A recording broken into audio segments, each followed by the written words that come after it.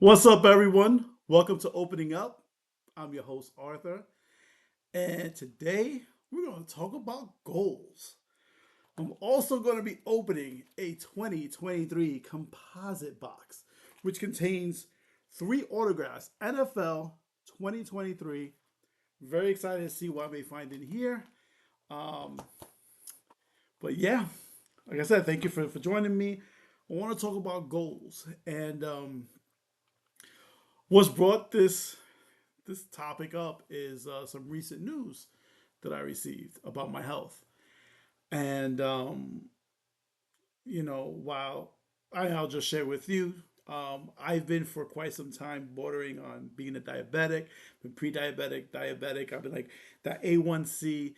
For those who don't know, if you're between like the 5.7 and 6.9 mark, you're considered pre diabetic. If your A1C levels is over 7, then you're considered diabetic.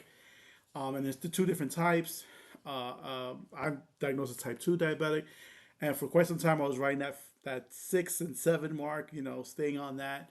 And because of that, I was able to avoid medication and be able to just try to, as my doctor kept telling me, lose weight, and hopefully it would bring it down. Fortunately, I didn't listen, and now I skyrocketed into the 8 field, and it's like, all right, I gotta take this serious now. So it's time to set a goal.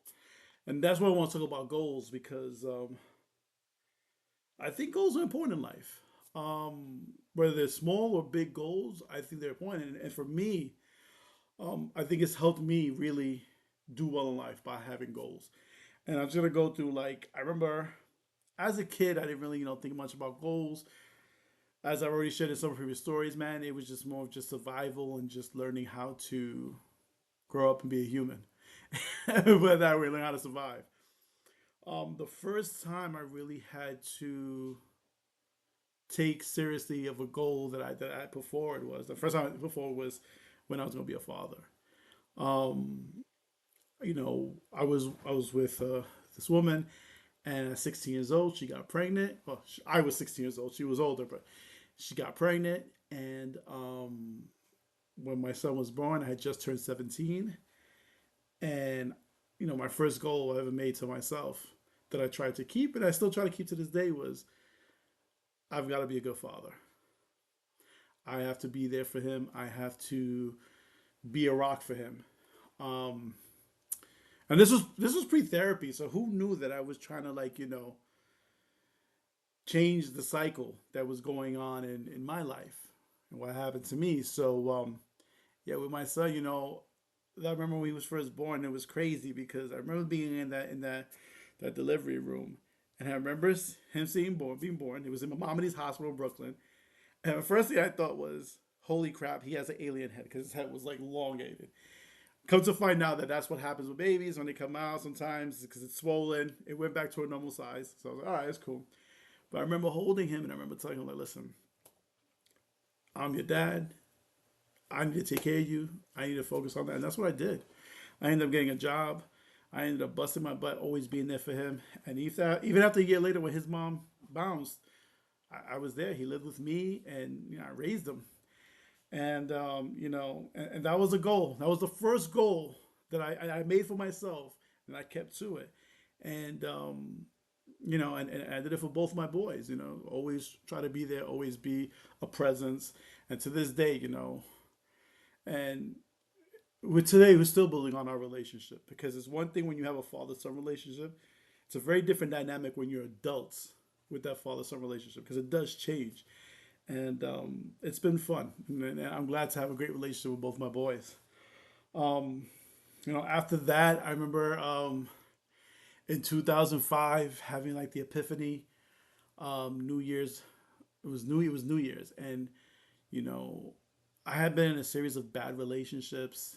Um, they just weren't healthy, and I remember saying like, I want to be in a good relationship. I want to be with someone who supports me and I support them, and we grow together. We build something together, and that was my goal. And then one of the things I started doing is I started being more picky with women that I started dating, because the reality was is that, again, this goes back to my childhood and the lack of self confidence. Is in the beginning I just wanted anybody who just wanted me, and I guess it goes back to things with in my childhood.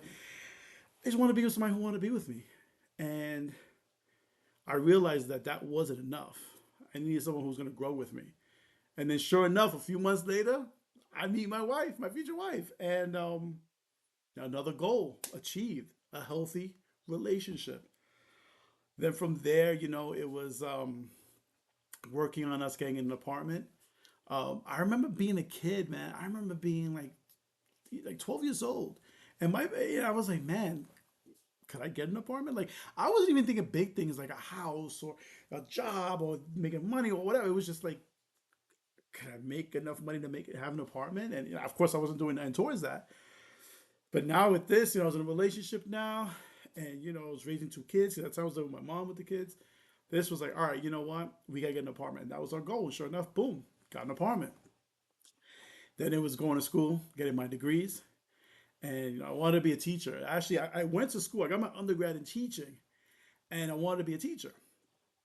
And life happens, and due to teaching freezes, I couldn't get a job, and I had student loan debt. I had to switch gears, and I ended up going for my MBA. And so then I had that. So it's like all these goals, and I kept setting for myself. All right, I set a goal for myself. I want to make this amount of money, and I hit that. I was like, all right, I want to buy a house. I did that. So it was like boom. So I hit all these goals. Also, a point where I'm at a point in my life where it's like, all right, now what's the next goal? What's the next step? And I didn't have any until I came up with this podcast. This was my next goal, and it was just to share my story, my life, and hopefully some connection. I'm hoping that it connects with you, whoever you may be. But now is my next goal. So I got two goals running concurrently. Is this, and it's me losing weight. And listen, it's gonna be hard. I was a kid who, like, from like 0 to like 20, I was a toothpick. My son's a toothpick now. He's 24. I was like that for a long time.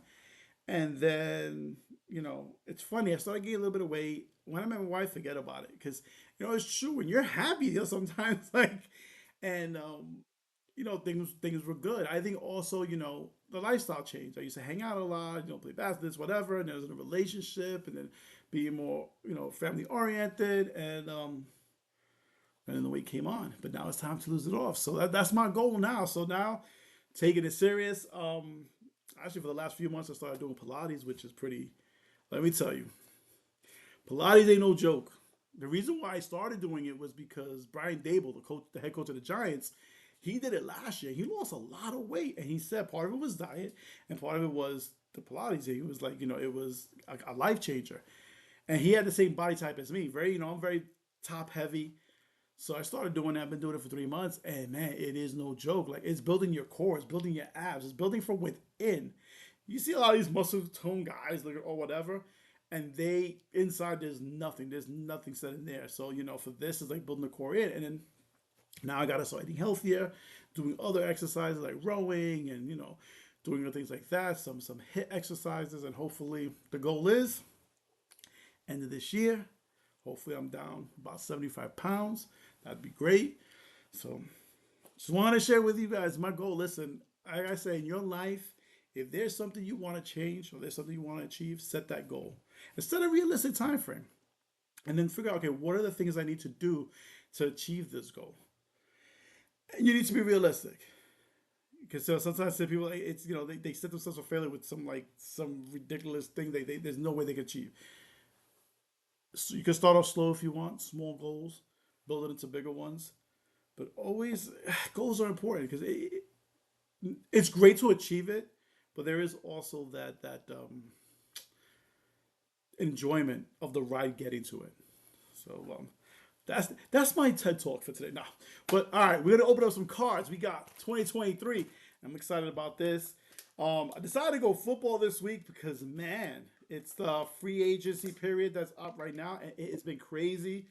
I'm a big Giants fan, huge Giants fan, and I actually like the moves that we did. I know we still don't have a quarterback, but that's okay because we got. I think we built our defense, and listen, Defense is very important. O line's important. D line's important. And I think we're going to get our quarterback in the draft. All right, here we go. There's 3 autographs per box, and there's 8 cards per pack, and I got 12 packs here.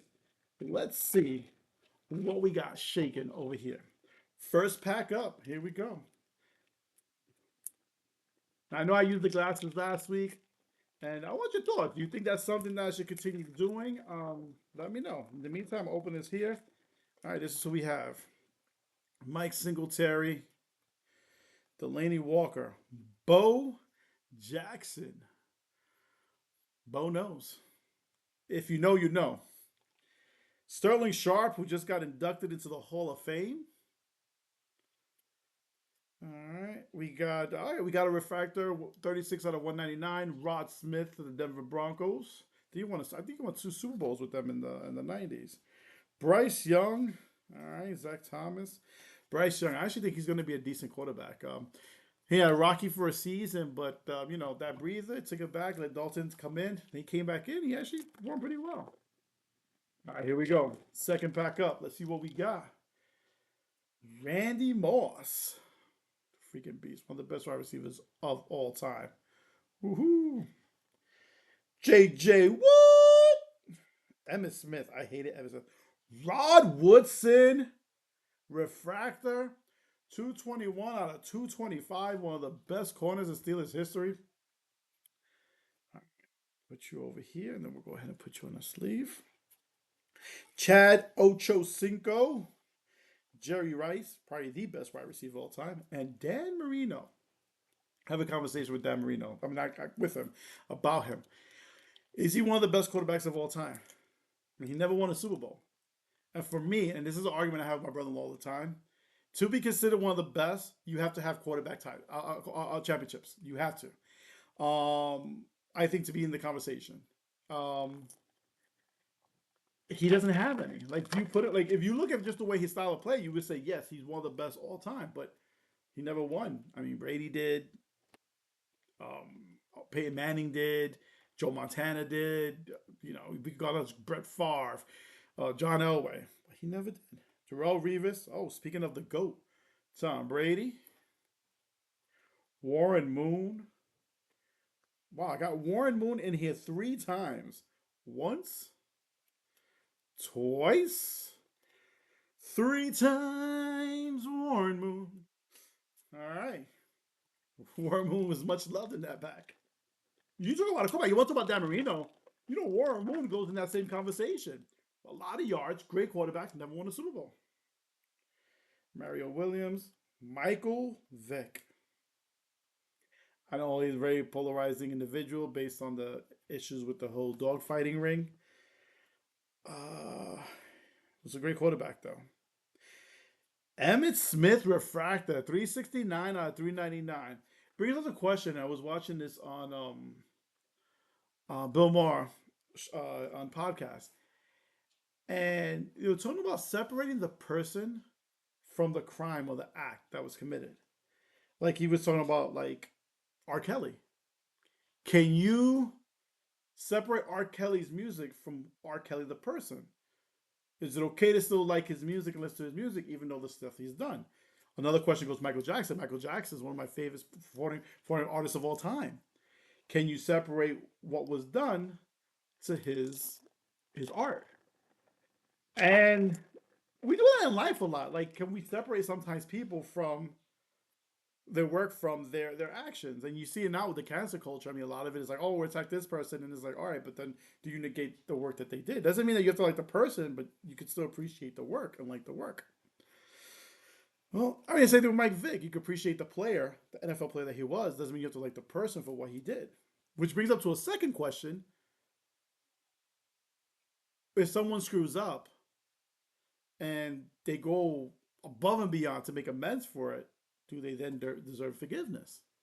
Like, how long do you hold it over someone? Because people do make mistakes, especially when you're younger. Listen, as you get older, you learn a lot more, and that's for all of us. It's just sometimes in society we could be so critical of people. Rod Smith, 34 out of 150 autographed on autograph refractor. Rod Smith. So I got That's crazy. So I got two refractors, Ross Smith, the same card, and one is autographed. But yeah, Jason Sehorn. Jason Sehorn. But yeah, I mean, going back to it is like sometimes we're quick to condemn people, and then, but like especially what kills me is like religious people. Like, isn't a thing is to forgiveness and to but man, sometimes we just don't. Maybe we'd be better people if we did. Listen, it doesn't mean that there's a difference between forgiveness and then allowing the people to do the same thing back things over to you, or trusting them to. I mean, there's a difference between the two. All right, here we go. We have C.J. Stroud, rookie card. Anthony Richardson, who may have just lost his job to Daniel Indiana Jones. Let's say Lawrence Taylor. Talk about a guy that had a checkered past, but man, probably one of the best football players of all time. Redefined the linebacker position. Sterling Sharp, Kurt Warner. All right, here we go. So we got one signature down, two to go. We got a few refractors in there. All right, let's see what we got in here. Open it up. Next pack, we've got Howie Long, C.J. Stroud again, Antonio Gates, Mike Singletary autograph card. You know what's funny? I think that's not the. I think I have another one autograph, a similar one. Ironic enough, Justin Tuck, big part of the second Giants Super Bowl. Hmm. Here we go. What was he in both Super Bowls? Hey, he may have been in both. I'm not sure. Did he play in the one? He may have been in both Patriot Giants Super Bowls. Can't remember. All right, who we got over here? Adrian Peterson, another guy who got in trouble for disciplining his son, and he got into a lot of flack for that. Mike Vick, refractor 51 out of 74. There we go. The GOAT again, Mr. Tom Brady. All right. So we got two signatures down, one signature to go. Yes. I can't wait for the football season to start, even though I can't wait for the baseball season to start. I mean, I'm ready. 3 weeks, baby. Soto is looking great in the Met jersey. Heinz Ward refractor 70 out of 99. A lot of Steeler refractors. Yeah, my son be proud. My son, the Steeler fan. I don't know how that happened. I don't know how I let that happen. How did I let my son become a Steeler fan? I am a diehard Giant fan. Like, I'm one of those Giant fans where if I'm watching the game and they're losing, my whole attitude changes. Like, people, my household, they know, leave me alone. Do not bother me during those 3 hours. And then the Giants lose. Ugh. Yes, and it's been a lot of losing over the last 10 years. Richardson, here we go. Fred Taylor, 170 out of 250. There we go. Rodney Hampton, Super Bowl 25. Big contributor that season. Super Bowl 25. Rodney Hampton. All right, we're two packs away. We're one signature away. Let's see what we got. Peyton Manning.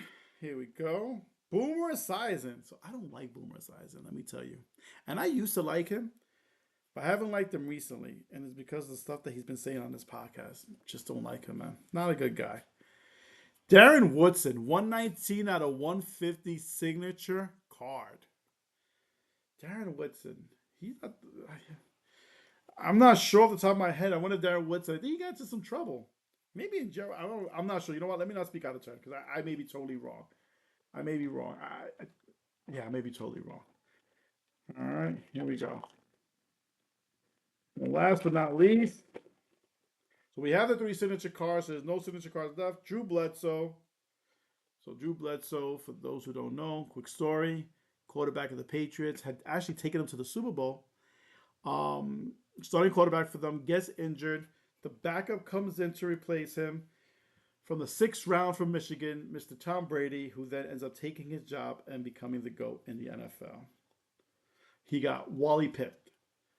For those who don't know the story of Wally Pipp, I'm sharing a whole bunch of stories today. Wally Pipp was the first baseman for the New York Yankees. He went down because he was sick or he had an injury, and Lou Gehrig took his place and proceeded to play 2,100 and I believe 30 consecutive games after that, costing Wally Pipp his job, hence the term being Wally Pipp. All right, I hope you guys are having a good week. Thank you for taking the time and sitting with me and going over some cards and talking about life. Um, Talk to you soon.